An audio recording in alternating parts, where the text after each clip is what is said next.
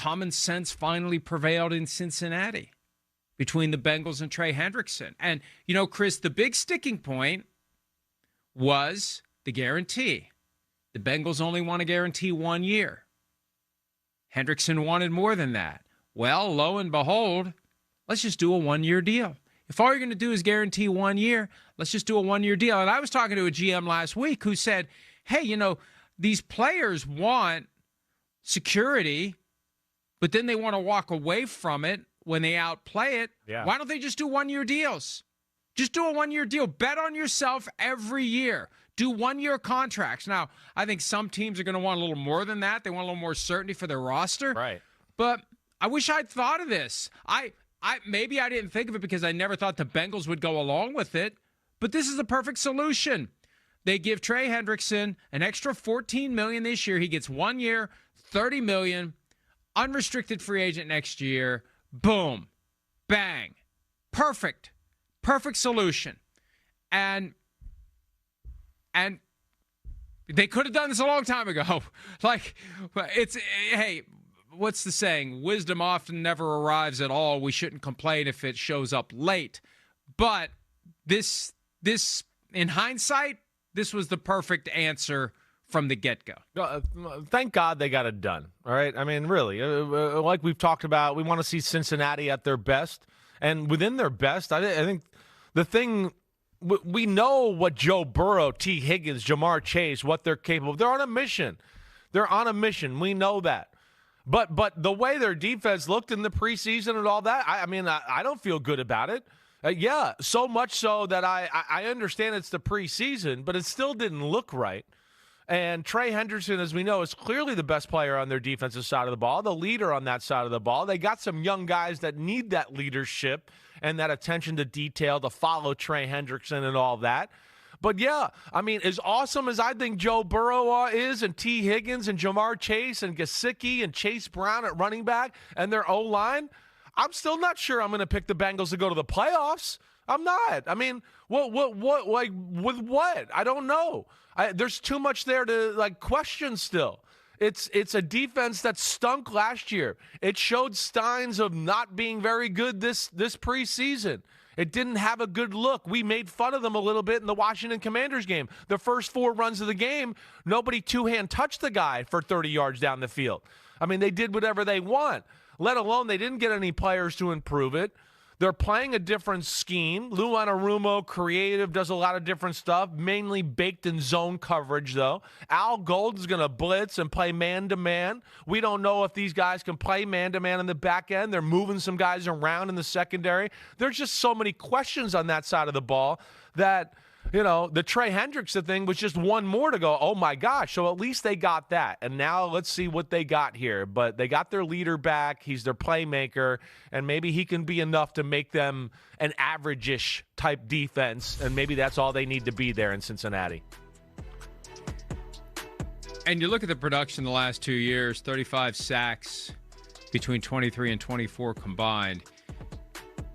He deserved something more, and at the end of the day, they gave him $14 million more than he was due to make. They ripped up the final year of the contract. He negotiated as a veteran. He wasn't stuck with this like a rookie is. You and I have talked about that many times, and even though we're both firmly pro-player, there is a point where you do your deal as a veteran, you kind of are stuck with it. Yeah, and right. If your agent didn't include sack incentives or escalators or other terms that would have unlocked more money based upon getting those 35 sacks over 2 years, that's on you at some point. Yeah, no question. That's not on the team. Right. And that's on the agent at some point. So I have a lot more sympathy for the Micah Parsons of the world who are stuck with a deal that they could not negotiate. You're drafted in that spot, that's your contract. Well, but I'm better than, no, that's your spot, that's your contract. Take it or leave it. Period. That's the attitude toward the rookies. So for Hendrickson, Cam Hayward, Terry McLaurin, it's like, hey, you're in the back end of a deal that you signed. Now, the reality is the market changes. The salary cap keeps going up. There is a point where it becomes glaring. It was glaring for Hendrickson. It was glaring for McLaurin. And now the deal gets done. Said Hendrickson, after the news was announced, we're taking one day at a time, moving forward We'll figure out the future as it goes. For this season, to be given a raise I didn't necessarily have to be given, it's a blessing to be in a position where I've been brought up to my peers and also being able to get after quarterbacks. I love this city. With what's been happening the last couple of months, I've had time to reflect on what it means to me and how much I want to stay a Bengal for the 2025 season. And look, he says his peers, well, I mean, he got to 3, right? He got to 3, not to 4, but he's still $5.5 million short of Max Crosby. And he wanted Max Crosby money. At some point, it was Max Crosby money. Right. And the Bengals had offered him 28 months ago. Yeah. It just shows you how stubborn they are. And at the end of the day, they don't care. When you truly don't care about winning as much as you care about the money, it's very easy to say, fine, you're not practicing, you're not going to play, fine. Well, I mean, you're healthy. We're going to suspend you for conduct detrimental to the team if you don't practice and play. We don't care. We'll keep your money. Fine by us. No skin off our ass. That's their attitude. And it's a great negotiating tactic because, you've got other teams where the owners and the front office people are like, well, we need this guy if we want to win games. I mean, the Bengals just don't care. It's a powerful tool when you're at the table with someone, when at the end of the day, you don't care if he plays or not. No, I hear you. It is a powerful tool. It does work at the negotiating table. But it doesn't work with any other aspect of necessarily winning or doing good things for your organization. So that's where, with these owners who want to play this game, I don't want to hear it when we talk crap about your team and go, oh, it's badly built. You do the wrong things. No wonder you can't win in big situations. That's not how the culture of the organization's set up from the top. They want a free pass there, though. They don't want you to say those things why they do these other things, right? So, yeah, I don't get that either. I don't.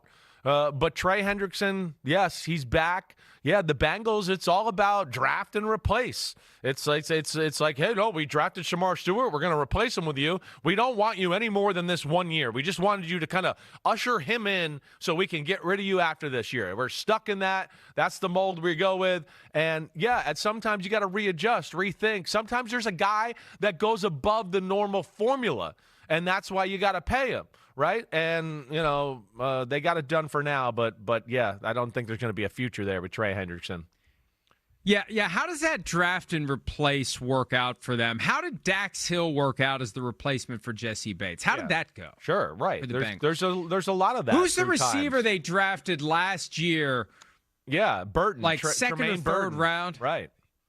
And was just not the replacement for T. Higgins. No. But that's what they do. And right. The system allows you to do it because the rookie wage scale keeps the pay for the incoming players so low.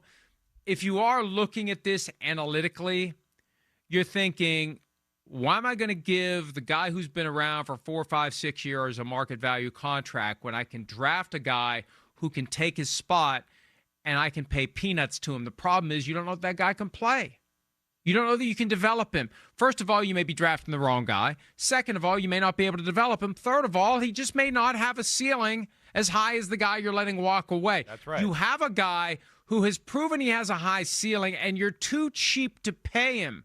You think you can go back to the well and just pluck a replacement out of it. Right. And that's not how it works. Right. No, I think the smart ones are learning that.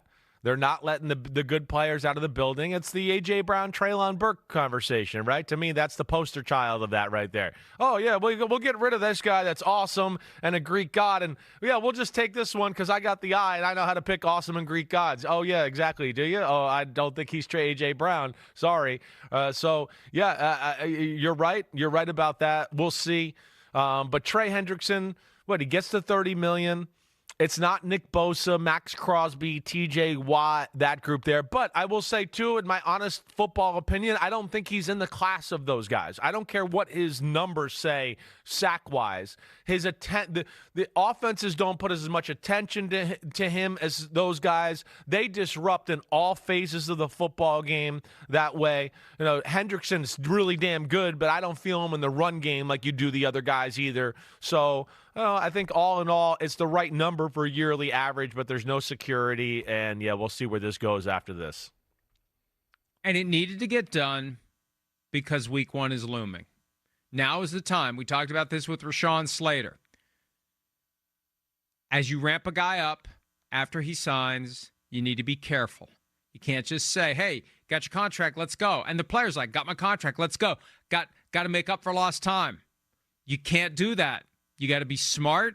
You got to take it slowly. You got to get the guy acclimated. And for McLaurin and Hendrickson, they got 2 weeks to get ready, roughly speaking, 2 practice weeks to get ready. Right. Because week 1, the full Sunday is only 12 days away. So I would assume both guys will be ready to go, but you just want to be careful. And I think people are going to be holding their breath a little bit more than usual when McLaurin and Hendrickson are out there because they didn't have the full preparation because of these contract disputes that you wish in hindsight they could have gotten it done. It would have been better for everyone if you get this stuff done at a time when the player can get properly prepared for the season. I don't know why the start of training camp isn't regarded as a more serious clock strikes 12 moment for both sides. Maybe it should be, but it wasn't, obviously, for McLaurin and Hendrickson. Hi, it's Mike Florio. Thanks for watching PFT on YouTube. Hit subscribe for the latest news and analysis from Pro Football Talk.